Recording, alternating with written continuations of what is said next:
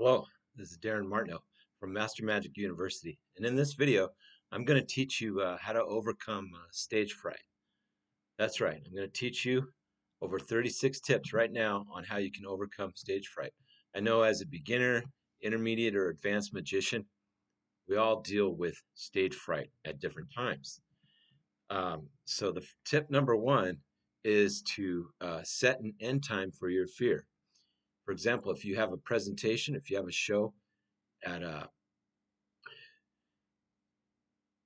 6 o'clock at night, then you want to set it at least 4 hours before that so you can focus on preparing. It sounds crazy, but by setting yourself an end time, you're actually giving yourself extra time for the fear to diffuse itself. Okay, that's tip number one. Tip number two, talk to your audience as your friends. Okay, now if you had to do your speech for a close friend, would it sound as structured and formal as it does now? Most probably not. Look at the audience and make eye contact. Okay. And there's a technique that Jeff McBride teaches. If you're holding an object, you're holding a deck of cards, and you show this to the audience over here, and you look to the last person over there. That's just one example. You want to have your posture, you want to have your eye contact, and you want to speak directly to them. You're not talking to the wall, right? So what happens is you want to talk to them as your friends. And how do you do that? Well, most probably you look at the audience, you make eye contact with one person at a time, and now talk to that person if they're your personal best friend. In other words, talk to one person at a time in the audience. This will relax you and make the whole pace of your speech more informal.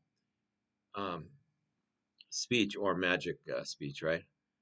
Always script your show, but you don't want to stick to the script. You want to have like a guideline because you want to have be extemporaneous and work on your improv. Take improv classes, take acting classes. Okay, so in other words, when you talk to one person at a time in the audience, this will relax you and make the whole pace of your speech more informal. As such, you will be connecting on a deeper level with the audience and they will be able to relate to you more effectively. Plus, of course, this approach reduces your anxiety. Number three tip, take it easy, don't take it easy. There are two schools of thought here. On the day of your magic show or presentation, first relax, take it easy, and don't be too busy on that day. It will fluster you more and make you worry about preparing for your presentation. Rather, schedule lots of free time on this day so you can get your mind around it. B, other people find that the more they do on that day, the less they think about the stress of the presentation. This helps them cope. So I guess it depends on your personality type. Only you know which personality type you are and what will suit you best. Tip number four, know your stuff. This is very important. You have to not only practice each part individually, but the thing as a whole. You have to rehearse. Whenever I have a show, what I do is I practice it also, like I'll do a show for my family and friends, and it'll be like a live rehearsal. So I'll rehearse by myself, but then I'll also do that in front of a live audience of your friends and family before you have the show. That way, you've already feel so comfortable with where all the props are, where your script, where everything comes together, right? So know your stuff. I've always believed that if you know what you're talking about, there's no reason to be nervous. Make a point of understanding what you intend talking about, and do not learn to copy it verbatim. When you understand and know the topic that you're speaking about, in this case magic, you speak more naturally and confidently. Of course. Also, uh, should a technical hitch in the show occur because you are confident on your subject, this shouldn't phase you. If you drop something, just move on, right? Number five, stretch. I do qigong and I do tai chi, and I remember hearing Doug Henning always meditated before every show. I think it's very important. I think it's very important to clear our mind of all things so that we can fill it with the good stuff. Okay? If you're nervous, odds are your muscles will be tight and your body will be stiff. This just adds to this nervous stage fright stuff. 10 minutes before you go on stage, do a few simple stretching exercises. This will loosen you up and relax your whole body. In other videos, I can show you how to do that. I can show you maybe breathing exercises, some things I do with Tai Chi. They're very, very helpful. If you'd like to see that, leave a comment below. Number 6, lose yourself in the material. When you become the material you're speaking about, your magic, you go into another zone, right? The magic zone. And focus moves away from you. This can make a big difference. Practice in front of the audience. We just said that. Even if it's just a gathering of your family, a social circle of your friends, offer to do a little free show. This is really, you could do it for your old age homes. I remember that Darin Martineau used to always do these things. And I know a lot of magicians like, oh, free show. No, you should give back to your community. I'm not going to tell you what to do, but you should. It's because you're a part of the community. And actually, you'll get more shows just doing that because they see, person will hire you will see that you care about the community. And so they'll want to hire you for something. But you can go to an old age home, retirement home, and you can do a 20-minute practice gig. In fact, you can charge. They have a budget for that. That's a whole nother thing. So, this is vital. Doing practice in front of the live audience is vital. I'm talking about before the actual show. The more you practice in the live audience, live rehearsal, and that's not a live rehearsal, but it kind of is. This is a live show, but it's like the show before the show. The easier it gets and the less the fear becomes. Number 8, tip. Be at the venue with enough time to spare. Obviously, if you arrive late and have to run on stage, you'll be stressed out. Give yourself enough time at the venue to acclimate and get used to the space, auditorium, wherever you're doing the show. Remember, there could be a scheduling change on the day, and you may have to go on stage earlier than planned. So you've got to have backup plans in place. And one of the things that Jeff McBride does, Jeff McBride is one of the best magicians in the world. Highly recommend him, by the way. He'll have a little box. He'll put cards in it.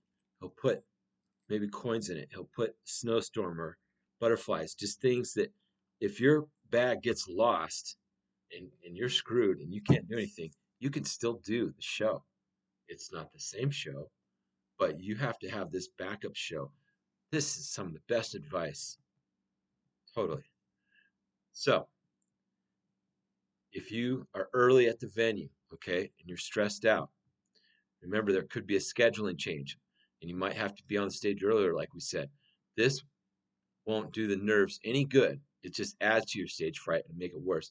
If you're still in your car or get frantic phone call from the organizer that you have to be on stage in 2 minutes, it's always better to be there early. Remember that.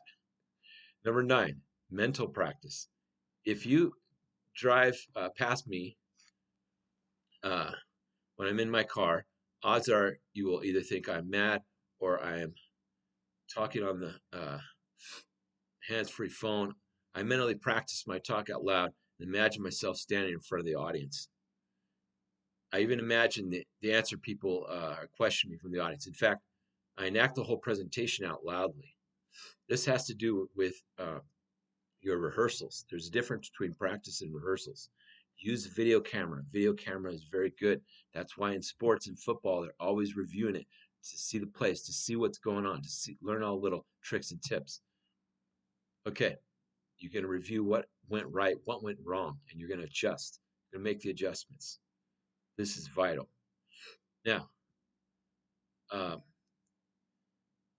you visualize your show 2 or 3 times, it helps to calm the nerves and it helps to cement the presentation in your mind so that you don't have to think about what you're going to do. It's just like when you learn a card trick and you test it out the first few times. The presentation is not as good until you've mastered the technique and you don't have to think about that. Then you can focus on the presentation. Okay, tip number 10, use your imagination, okay? Some speakers actually imagine their audience in a funny manner, like they imagine that they're naked when they walk on stage. They believe that this calms them down. it could work for you too. Different things work for different people. You could try them. Imagine them all dressed in funny clothing or without clothing, whatever works for you and makes you smile. Okay? Next, tip number 11, when things go wrong. If you're on the stage regularly, something will go wrong sooner or later. It just will. It's called Murphy's Law, right? And you just need to accept this. If you know your stuff, you know your magic inside and out, the odds are it won't bother you as much. If a microphone suddenly stops working, just carry on in a louder voice, okay? But don't let this distract you. Don't let you, completely get flustered by this. The technical people are already stressing and trying to sort out what they have to do in their problem. You're adding to the stress, won't change anything, just makes it worse. Think about the things that can go wrong and plan for them, okay? If this happens, I'm going to do this. It's called a backup plan, right? A, B, and C. Now, when you have these backup plans, you have action plan. And when they happen, you already have an action plan in place. You already know what you're going to do. If the microphone goes out, you're going to raise your voice. Number 12, double check everything. Having checklists, and I have in my book, Creating Fine Art Magic, I have checklists, and also I will recommend the Fitzky Trilogy. Inside of there, it shows you how to have this checklist, professional checklist. It's really incredible, okay? You want to have your notes, okay? Now, you want to check them and make sure that everything works.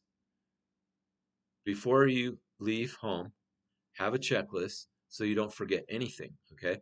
Where every prop goes, everything, okay?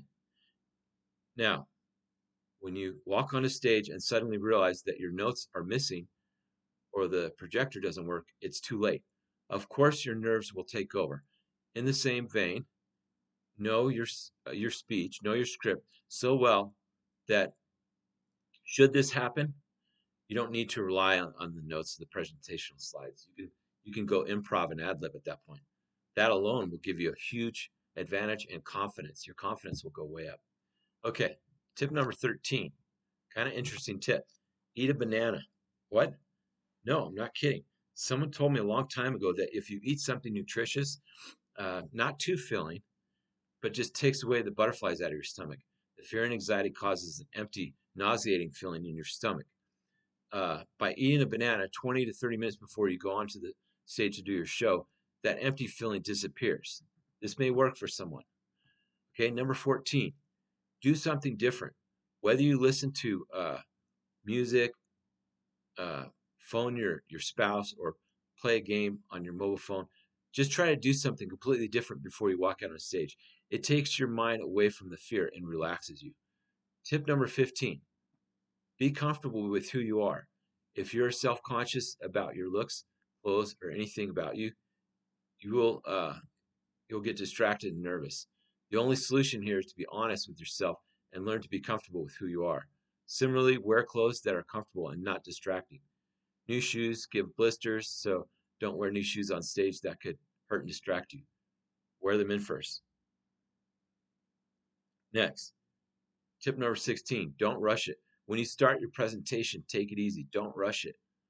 Make a point of starting slowly so that you can get into the comfortable space, get into your zone. Not only do you have to get used to the audience, they have to get used to you, you see? Especially if you have like an accent, they need time to understand your pronunciation clearly. I'll never forget seeing the speaker walked on stage, sat down in the chair, uh, and then turned to the audience. Do you start immediately when you get to the office or in the morning? What a brilliant gag opening. He had the time to check out the audience, plus turn into the huge laugh that everyone could relate to. Brings in the use of comedy. Comedy is a very great thing to use in magic because it defuses the audience. It also has built-in misdirection and so much more. Okay, next tip. Tip number 17. Never apologize for being nervous. I see magicians do this all the time. Most, if not all, people may not even realize that you are nervous. Okay, so don't let them know that. So why would you tell them? You may feel yourself shivering and shaking, but the audience may not be aware of anything. Never mention it.